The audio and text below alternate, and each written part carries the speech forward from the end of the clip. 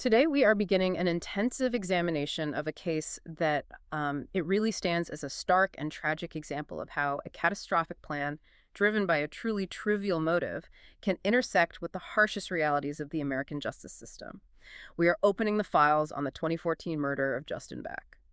This is a painful and a very complex set of facts, Yeah. and we want to acknowledge the deep gravity of the subject matter. Throughout this examination, we will maintain a tone of profound seriousness, adhering strictly to the documented evidence, witness statements, and legal proceedings that are available in the sources. Yeah. Our thoughts are with Justin Back and his family.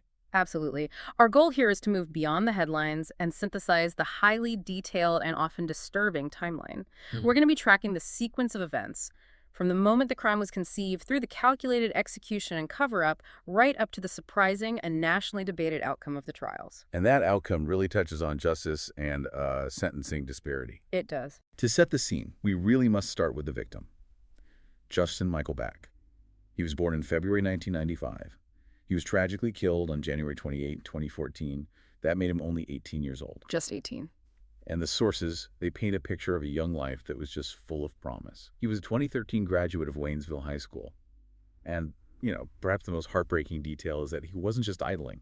He was actively preparing to enter the United States Navy when he was murdered. That detail, preparing to commit to service, preparing for a future, it just makes the sudden, violent loss all the more difficult to process. You realize this wasn't just a life ended, it was a trajectory that was violently halted. Let's now turn to the dark path that led to this tragedy, starting with the plan and the motive. The crime involved two individuals, both close in age to Justin. We have Austin Gregory Myers, born in January 1995, and Timothy E. Mosley, who was born in October 1994. And the relationship between Myers and Justin Back is a really critical factor here, isn't it? It's how this whole thing was enabled. It is. The sources detail that while they weren't, inseparable friends at the time, they were childhood acquaintances. Specifically, they had attended the same middle school together during 7th and 8th grades. That shared history, that past familiarity. Yeah. That's key. It explains the access and maybe the assumed trust that Justin extended when they later showed up at his door. The genesis of this entire horrific sequence, according to Mosley's later statements, it started simply. It started with money. Mosley needed money, and Myers, sensing an opportunity, approached him with a proposition. What was the proposition? Myers just asked Mosley if he wanted to make some money. It sounds vague, but this question was the spark that ignited the entire plot. And once that decision to commit a robbery was made, they deliberated on targets. Right. The sources tell us they considered two distinct options. The first one was robbing a drug dealer. And you can see the logic there from a criminal standpoint. Sure. The risk of police involvement is often lower. The victim is less likely to report the loss. But they dismissed that idea. They did, in favor of the second and ultimately catastrophic choice, robbing Justin Back's stepfather, Mark Cates. Why the change? What made them target the Cates home specifically? Myers. Myers was the deciding factor. He convinced Mosley that Cates was the better target because Cates allegedly kept a significant amount of cash. How much cash? Specifically, Myers claimed there was approximately $20,000 in a safe in the family home. $20,000. That belief in a massive, readily available score, alongside the existence of a gun, it solidified Cates' home as the target. The promise of $20,000, which we have to remember was based entirely on Myers' assertion, became the devastating central motive. So, relying on this substantial monetary lure, the pair drove to Back's home in Waynesville. Their initial intent was just burglary. Steal the promised safe. But as the sources document, the immediate plan failed. Right.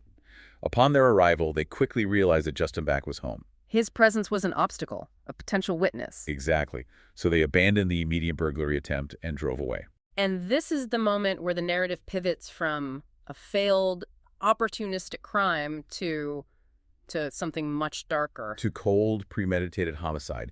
Having failed to steal the safe while Justin was present, they discussed how to proceed. The sources established that Myers then dramatically escalated the entire plot. He allegedly suggested they kill Justin Back. And the reasoning behind this extreme escalation is it's as chilling as it is calculated. It is. Myers argued that by killing Justin, they could proceed with the theft and then, effectively neutralize any suspicion of their involvement. They would make the incident look as if Justin Back had stolen the safe himself and just run away from home. Yeah. Vanished without a trace. This specific detail, The intention to fabricate a false narrative to cover their tracks, it moves the crime firmly into the realm of extreme premeditation. Right. It was no longer a matter of simply overcoming an obstacle. It was a deliberate, manufactured plan to eliminate a life for the sake of concealment and profit. So, with the decision to commit murder made, Myers immediately took the next step. He acquired the tools. He went out and purchased a 3-foot length of steel cable and 2 metal rope cleats. These weren't random items. Not at all. They were specifically intended to be assembled into the instrument of murder. The materials Myers purchased were immediately fashioned into a garrote, a throttling device that Mosley later referred to simply as a choke wire. And with that weapon prepared, the plan for the execution, to use the garrote to strangle Justin Back, it was finalized for the following day. This sequence, from proposal to preparation, it just demonstrates a stunning degree of focus and determination to carry out the murder, all rooted in the mistaken belief of that $20,000 payoff. The sheer efficiency and calculation in this preparation, right down to designing a specific weapon meant for silent killing, it just underscores the cold nature of the plot. They weren't just discussing hypothetical violence, they were engineering murder. The morning of January 28, 2014, only serves to confirm the comprehensive nature of their premeditation.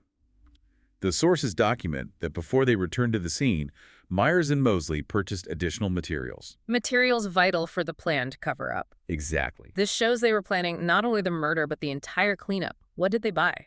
Septic enzymes, ammonia, septic tank cleaner, and rubber gloves. Rubber gloves. That indicates they knew they would be handling bloody materials. And the septic chemicals were clearly intended to dissolve organic matter. It's a chilling preparation for chemical desecration and disposal of the body. They arrived at Bacca's residence around 1 p.m. that afternoon. And the plan relied entirely on that former relationship between Myers and Justin. It did. Myers knocked on the door, and Justin, recognizing the face of a childhood friend, let them both into the family home. And for a period, they just spoke, maintaining that veneer of deceptive normalcy. That initial conversation, knowing what they had hidden in their car and what they were planning, must have been an unbearable moment of hypocrisy. The opportunity arose when Justin Back walked into the kitchen. This movement separated him slightly, and it gave the perpetrators the precise opening they had been waiting for to initiate the attack. And Mosley's initial role was centered on the prepared weapon. Right. He was armed with the garrote, the choke wire, and also a 6-inch pocket knife. The sources outline that the attack began with a coordinated 2-person assault. Mosley attacked from behind, attempting to apply the garrote to Back's neck. And at the same time, Myers moved to restrain Justin from the front, attempting to hold him immobile to facilitate the strangulation. But this was where the plan immediately deteriorated. It did. Justin Back fought back desperately. The attempt to restrain him failed, and the struggle became chaotic. It resulted in all 3 men falling violently onto the kitchen floor. The intended silent strangulation had turned into a frantic brawl. And it was in that struggle that Myers noticed the fatal error in the use of the garrote. He alerted Mosley that the wire was across Back's chin, not properly positioned around his neck to achieve strangulation.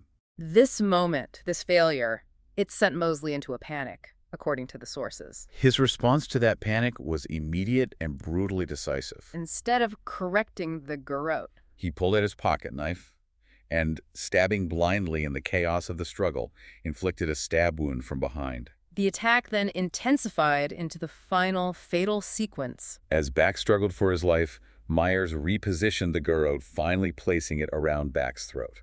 And while Myers was applying pressure with the choke wire, Mosley stabbed Back repeatedly in the chest.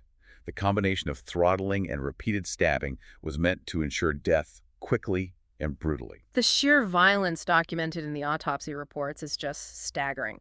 Justin Back suffered a total of 21 stab wounds. To move from the clinical, calculated method of garroting to this frenzied, overwhelming use of a knife, it shows how quickly the entire plan devolved into extreme brutality and desperation. The victim fought for his life until the last possible moment. The planned, quick, silent murder was replaced by a chaotic bloodbath. But the initial objective, the safe, remained paramount in their minds immediately following the homicide. Once the violence was over, the sources confirmed the pair immediately turned their attention back to the financial motive. Mosley and Myers searched the house for the safe, which they located locked in a closet. The target of the crime was secured. And the focus shifted completely to covering up the horrific scene they had just created. During this search, Myers also located Mark Cates's handgun. which he immediately loaded. The addition of a functional loaded firearm into their possession further amplified the danger and confirmed their intent to use violence if necessary in the subsequent stages of the cover-up. Then they went back to the kitchen. Yes. Utilizing the chemicals purchased that morning, the ammonia, they began their desperate rudimentary attempt to clean the crime scene. Trying to erase the physical evidence of the struggle and the blood. Right. Though the sources imply that a violent crime scene of this nature would be impossible to erase with household chemicals. And the next action was the cold disposal of the victim. Justin Bag's body was wrapped in a blanket and placed into the trunk of Mosley's car. But they weren't done looting the house. No. Before they left, they ransacked the home, taking all the perceived loot, the safe, jewelry, credit cards, and bags containing Bag's clothing. They departed the residence around 2 p.m. Just 1 hour after Justin had led his assailants inside. The drive away from the crime scene was marked by extreme paranoia on Mosley's part. He deliberately chose side roads, attempting to avoid any detection. And during a stop, Myers, continuing his search for value, searched Bag's wallet. And what did he find? He found and immediately took over $100 in cash. Even after committing murder, the pursuit of small monetary gains remained a priority. Mosley then proposed the disposal location. He did. Drawing on his local knowledge, he suggested a remote site, a field near the village of Gratis in Preble County. So they drove into the field, stopped about 20 feet from a log, and then carried Bag's wrapped body to the log and laid it on the ground. What followed was perhaps one of the most callous details of the entire plan, underscoring Myers' commitment to obscuring the evidence. He took the septic enzymes and ammonia they had purchased earlier. And poured them onto the corpse, which was still clothed and partially wrapped. This was a clear attempt to chemically accelerate decomposition and conceal the cause of death. But the physical violence was not yet complete. No. Myers then suggested shooting the body. Mosley retrieved the stolen handgun from the car and handed it to Myers. And Myers fired 2 shots into Bag's body. And the sources document a crucial detail here. The gun jammed on the 3rd shot. So Myers cleared the jam. But in doing so, he ejected the spent bullet onto the ground, a piece of critical ballistic evidence that investigators would later recover. It is difficult to grasp the cold indifference required to perform such actions after the life had already been taken. And yet, even after this, they entertained another horrific idea. Yes, Myers suggested they murder Mark Cates as well. Believing that this would make their fabricated story that Bak had killed Cates and then disappeared more credible. Fortunately, they decided against this 3rd proposed murder. The final phase of the cover-up then focused on destroying all the remaining evidence. They threw Bak's laptop into a dumpster at a park in Brookville. They needed to open the safe, so they drove to Inglewood to buy a crowbar, which they planned to use at Mosley's house. And this is the moment where the brutal absurdity of their entire plan is revealed. After committing murder, desecrating a body, and orchestrating this massive cover-up, they finally managed to pry open the safe. They're anticipating the promised $20,000. And the sources confirmed that the contents were a massive, devastating disappointment. What was inside? Paperwork, loose change, bullets, gun accessories, and other random items, nowhere near the fortune Myers had promised. The staggering realization that a young man's life had been brutally extinguished, and they had risked capital punishment for what amounted to a few dollars in change and junk. It didn't deter them from completing their destruction of evidence. They burned the papers, their bloody clothes, and several trash bags of evidence in a fire pit in Mosley's backyard. And the final act? Driving to Tip City, where they disposed of Cates's empty safe by throwing it into a river. A completely calculated series of actions, driven by a phantom promise of money, resulting in the murder of a friend and an amateur yet systematic attempt at evidence destruction. The investigation began almost immediately after the perpetrators left. Mark Cates returned home around 3:30 p.m. And he found subtle signs that something was wrong. A moved table, missing rugs. Soon, he and his wife realized the safe and the handgun were gone. When they tried to contact Justin, they found his cell phone abandoned inside the house, leading them to call the police. The realization that their son was gone and their belongings had been stolen fueled immediate concern. The initial police work hinged on a crucial physical detail provided by neighbors. Exactly. Officers quickly gathered a description of a suspicious car seen outside the home earlier that day. The car had a very specific, memorable feature. It had a missing back window, which was covered crudely with plastic sheeting and red tape. And Mark Cates immediately recognized this description. He informed detectives that Austin Myers had visited the previous day in that exact, distinctively damaged car. This connection was the thread that unraveled the crime. It was. Warren County detectives used this information to track Myers down, locating him at Mosley's house with assistance from Clayton police. And Myers was detained and brought in for questioning on January 29th. The day immediately following the murder. In that initial interview, Myers was steadfast in his denial. Completely. He claimed total ignorance, stating he knew nothing about Justin Back's disappearance or the burglary. But the investigators had the car description, and they had already begun building a case based on the timeline of events. After interviewing Myers, detectives spoke with Mosley. And based on the rapidly accumulating facts and the information gathered from both young men, the detectives moved quickly. They arrested both Myers and Mosley and transported them back to the station for more intense and focused questioning. And the shift in custody immediately led to a shift in Myers' narrative. It did. In his second interview, he dropped the complete denial and admitted to being present when Mosley stabbed Back. But he carefully began positioning himself as the accessory, not the principal. Exactly. He insisted he didn't know Mosley planned the murder, and, crucially, he denied shooting Back's body post-mortem, assigning that action to Mosley. This attempt by Myers to minimize his role and shift the primary blame onto his co-conspirator, it had immediate unintended consequences. It did. Mosley, detained in an adjacent holding cell, overheard Myers' statements, specifically the part where Myers tried to pin the murder solely on him. And this acoustic confrontation spurred Mosley into action. He then confessed to the crime. But his confession was also self-serving, though more truthful about the core event. Right. He admitted to committing the fatal violence with the knife, but firmly implicated Myers as the architect, the planner of the initial burglary, the man who brought him into the plot, and the one who had convinced him of the $20,000 score. So now the core events of the crime were confirmed by two participants, but their respective levels of culpability were still hotly contested. Confronted with Mosley's confession, which contradicted his version regarding the shooting, Myers was interviewed a final time. And this time, he was forced to admit more truth. He finally admitted to shooting Back's body, describing it as a foolish attempt at misdirection. He also confirmed all the planning details, acknowledging that he bought the critical materials, the garrote components, the septic tank enzymes, and the gloves. But even in this final, more detailed admittance, Myers continued to fight the physical evidence regarding his involvement during the struggle. He did. He insisted that he was not restraining. Back while Mosley was stabbing him, claiming he was frozen in a state of shock and disbelief upon seeing the blood, initially thinking they were only punching Justin. This final detail shows his continuous, desperate effort to separate his intellectual and planning guilt from the direct physical act of murder. This final version of events, combined with Mosley's testimony, gave the prosecution a solid basis for the timeline.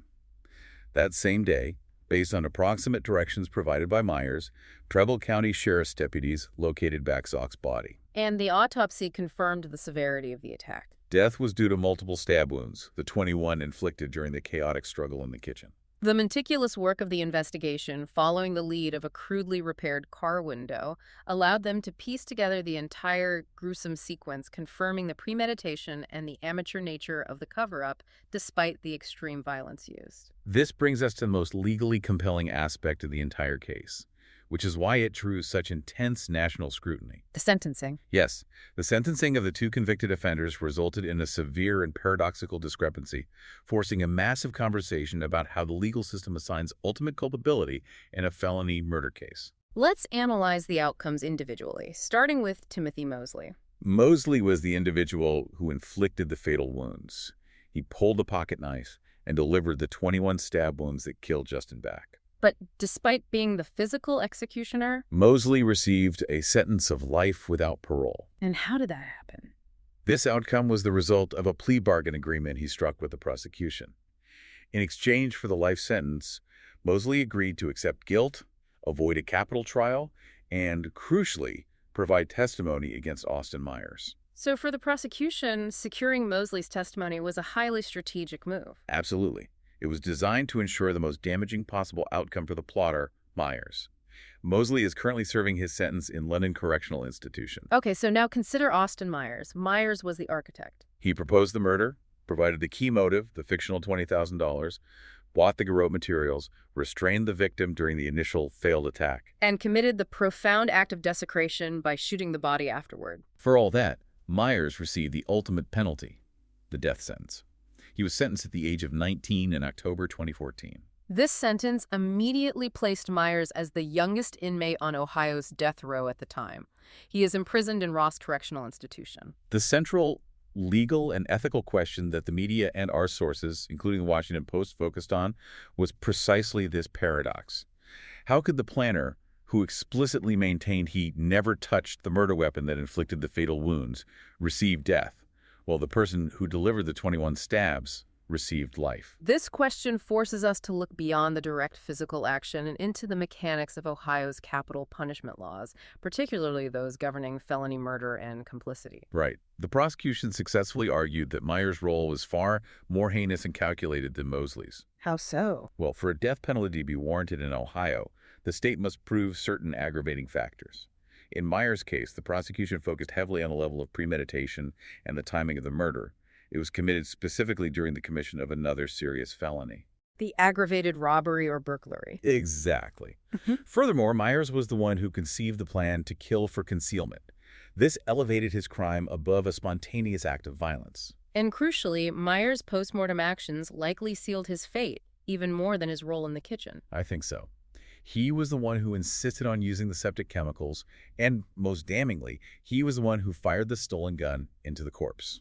That act, committed after the death, was used to demonstrate extreme depravity and cold indifference to the victim. It reinforced his role as the principal orchestrator and added a distinct layer of cruelty that the jury found particularly compelling. Conversely, Mosley's legal defense could argue that the 21 stab wounds, though horrific, were a panic response. Right. A violent, unplanned action taken when the primary, calculated weapon, the garrote, failed in the chaotic struggle. And that may have given the prosecution enough room to offer the plea deal.